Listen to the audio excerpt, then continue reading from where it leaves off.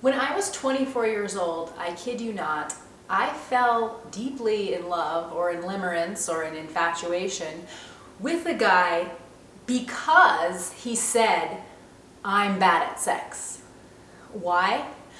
Because at that time in my life, when I was 24, I had felt so bad at sex myself. I had waited to have sex till I was 23, so I was always in this constant comparison of how I'm behind. Everyone else knows the elixir of life and is running around having a wonderful time, but why am I what's so wrong? What's wrong with me? Why can't I just, jump into this pool?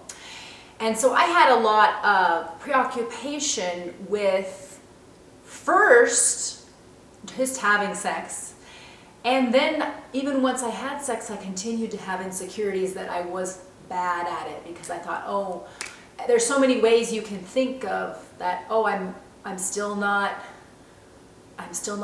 like a man, or I'm still not quick to orgasm, or if I do orgasm, it's in this way that I don't know if it's right. There's all these ways that you can just keep hating yourself. If you've already got a limiting belief, such as I'm bad at sex, it's amazing how you just keep looking for ways to confirm that belief, or maybe it's affirm.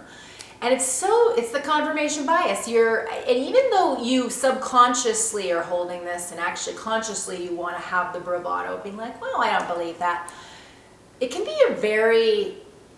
be such especially in the 20s, I've talked to so many people, men and women, who've navigated their 20s with these kinds of performance anxiety and worrying about themselves sexually, especially since we have to kind of bury it and hide it and then always seem like we're perfect. So let's bring this to the initial story though.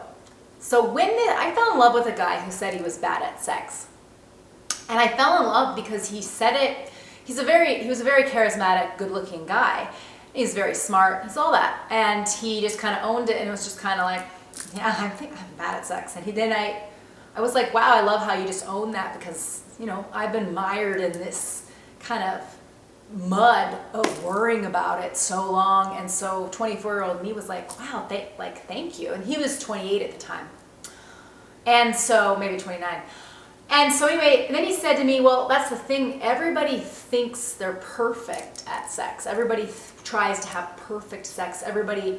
It's just like how, and this is what he said. He said, everybody is always thinking they're perfect, and they don't realize actually we're all bad at it. We're all bad at it. And I thought, it's so insightful and actually right on. It's the same way that everybody thinks they're funny. Everybody thinks they can't be fooled. Everybody thinks, I'm smart. I can't be fooled. The only thing I think that people truly doubt themselves on is their appearance. Like, I think that people they do notice when their appearance isn't up to par, because we have kind of a constant example of attractive people in our media. And so, but see, most people are very delusional about their skill set. They all actually very much overestimate themselves. And so he was really tapping into something, which is, we are also terrified to say that we're bad at sex, because it says it's a core human values. Like it's like, if we're saying that, we're basically saying, I'm not a woman, I'm not a man, that's the level of shame and worthlessness, A lot of people have, people always talk about the limiting belief of, I'm not enough. Well, I'd say that having that core belief, bad at sex, is kind of, nobody would ever say that about themselves, because also it is kind of ridiculous, because sex is all about dynamic, and it takes two people, and it is like a dance. But people can be bad at dancing too. It's interesting, I find it so interesting, because he really tapped into like this idea of, well, you don't really know if you're bad at it because everyone just thinks they're great at it. And the thing about him too, that in addition to just, I fell in love with him for this quote, but I also fell in love with him for the follow-up to this quote. Because to me, he was owning a sense of humility, and then because he owned that, and because he had a worry about it, he was amazing at sex. He was better at sex than everybody.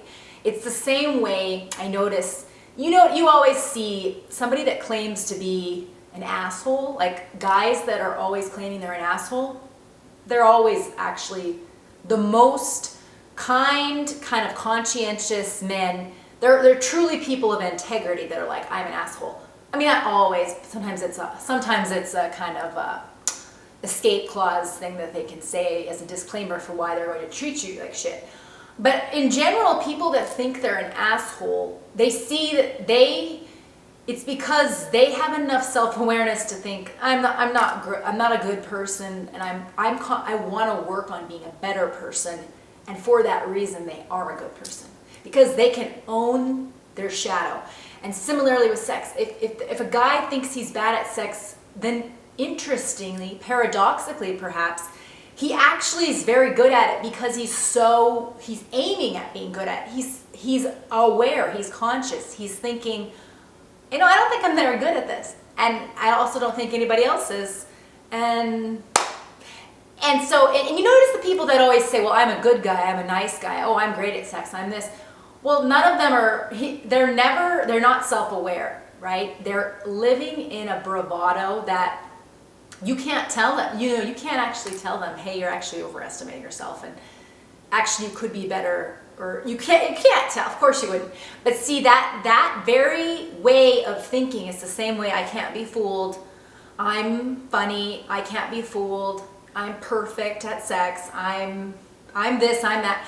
That's such a limitation in your ability to evolve, to grow, and to be better. Whereas if you are worried and you think, I think I'm bad at sex, you're going to be good.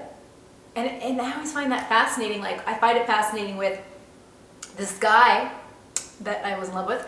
And it was also my story. I mean, because I was so worried about it, I feel like I have given it so much thought, and I really think about how to be good at it. I think about, attunement, and I think about it more than, another thing about being good at sex is you think about it more than just the mechanics. And I think that people really like to reduce everything to formulas, problem, solution, mechanics, and none of that has nothing to do with any of that. It has to do with the energy, it has to do with the trust, it has to do with it has to do with so much more than just the actual step-by-step mechanics and physicality, right? And so I just think it's so interesting to think about how our limiting beliefs are also our key to growth. Because if we don't have a limiting belief, if we don't have a belief that says you need to be better at something, then we're just complacent and we actually don't know what we don't know. Like, we don't know. We just think we're set, we're great, everybody else better be like us. Like, that kind of dogmatic kind of way of thinking is so stagnant and stifling, because you're not having any humility to learn. You're not having any kind of awareness that you can be better. And I think that's the most important thing, to always have the idea that you can be better, and paradoxically, by having that belief that you can be better, you will be very good. You will be excellent. And so I just think I think it's actually very inspiring. Like, I always think about that guy because he owned that, and also he had such a magnetism to owning it and to talking about how, like, everybody thinks they're perfect at it, and they're not. None of us are good at it, and yet we all have to act like it's I think there's a kind of idea of this kind of glossy idea where imagining ourselves in a music video or something. And the truth is, there's a lot of posturing, there's a lot of bravado, there's a lot of performing. That's why sometimes it's draining, because sometimes you like pretend, and there's just a lot of that. And I just love, and I think people might think, well, that's surprising that you would fall in love with someone because they said that. And it's like, well, then you don't get it. You just don't get why that's the most attractive thing. You talk to somebody who claims to be good at sex and you have sex with them. Like, the only reason why you might think it's good is this, it's almost like you think, well, oh, it's just me. They're probably good normally. No, they're not. They think they're good, and so they'll have no room to grow. And they won't get better because they already think they're set. They're not trying to tune in to you. They're not trying to learn and evolve. And that's their limitation. Same with somebody that thinks, I'm a good guy. I'm a good guy. People that insist that they are set, they are good, they have nothing else to learn or grow. Those are the most terrifying people. Well, not terrifying, but a little bit. So have the humility to realize that your limiting beliefs, like oh no, am I bad at sex and am I behind? I have room to grow. Realize that is actually your key to the arc of growth. Like, you're gonna get better. You're already good just by admitting you're bad. And it's such an important thing to be aware of your limitations and to be aware that you don't know you don't know exactly your level at anything other than to compare to yourself. And it's a beautiful thing. And so I hope this serves as kind of an inspiration that oftentimes our greatest shames can actually give us so much growth and so much self-awareness.